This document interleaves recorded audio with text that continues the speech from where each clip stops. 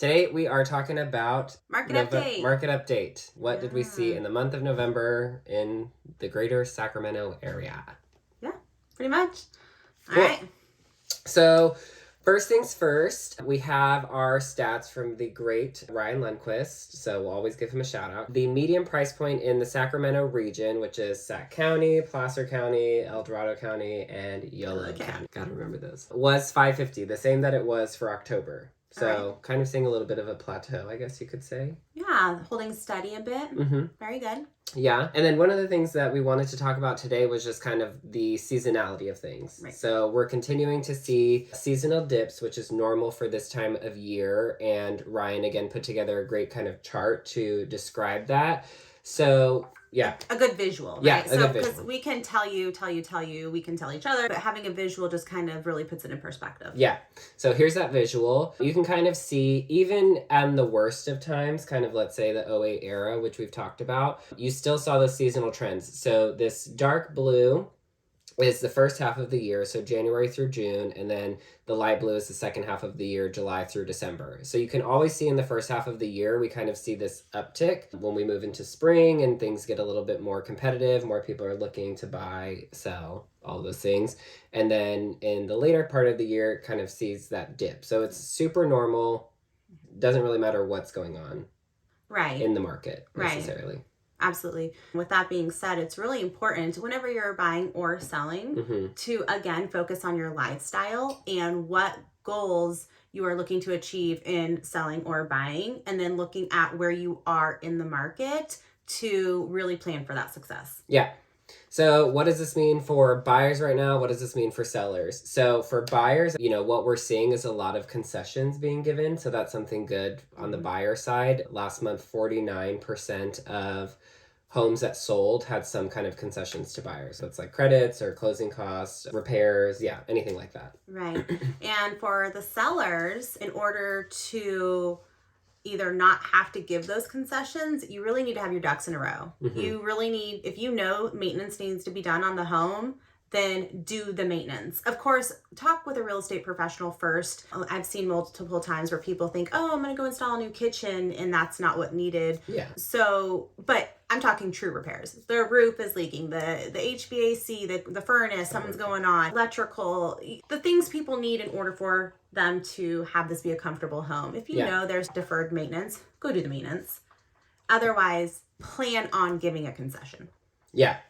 So I think that's a great point. For buyers also, as we're seeing that seasonal dip, it just means there's a little bit less competition in the market. And so if that's something that you're hoping to get a house, like you see it, you like it, and, likely going to get it, this would probably be the time to do that versus in the spring. Right. That's kind of like where that trend comes from, up and down, up and down. Yeah, so let's take a look at some numbers for Sac County specifically. This month, we had 3,190 active listings. So those are homes for sale. That is down a little bit from last month. There are 1,300 homes currently pending throughout the month. And then there were 1,268 homes that sold. So it's a little bit lower. Which is an illustration that goes with the seasonal dip. Yeah. Right? So we knew that was coming. Our average sold price is $611,000, down from $630,000. Our months of inventory is 2.5, and our average days on market is 42.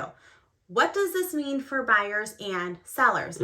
Buyers, you have a little bit of time, right? You're not see the house, go home, and write an offer. You can actually talk with your real estate professional, figure out if this is ideal, talk to the listing agent, find out what the sellers are looking for in an offer, put together a very good offer. What does this mean for sellers?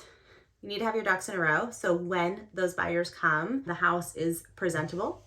You need to have your patience. You need to be realistic. You need to understand where the market is. Houses are not selling in 24 hours, one weekend. Average days on market is 42 days. I would say don't panic if your house is sitting for a week, or you get through, or a month, or you get through the open house and you don't get any offers right off the bat. People are just taking a little bit more time to make those decisions, and they might go to the open house and think about it for a week and then maybe do another showing the next weekend and then make a decision on what they want to do. That's super normal in what we're seeing now. And I want to pose a question. Yes. If you were in the buyer's position, do you feel like being able to do your research, being able to kind of do some due diligence, being able to look and shop around for one of the biggest investments in your whole entire life? Like, how does that make you feel, not having to just, throw an offer to see what sticks in fear that you're not going to get your offer accepted because of the frenzy? I feel like this is healthy. No, for sure. I agree with you. So this is an opinion. Sorry, I know it's a market update, but I just really feel like this is healthy. And so for sellers, 42 days is not that long of a time. No, not at all. And I think, prior to COVID, I think we had, like that crazy rush during COVID, and everything's kind of moving back into, normalcy is not really the right word, but like everybody has a little bit of space to breathe on both ends, buyers and sellers. Also from the seller perspective, like, all right, you got an offer in a weekend, and then what do you have to do? You have to figure out where you're moving, or if you're buying another house, or all of those things. So yeah, if you have any questions for us, leave them in the comments and we'd be happy to answer. We hope you enjoyed this month's market update. And here, just stay for just a moment and you'll see the rest of the slides of the other counties and the region. So you can check out those numbers.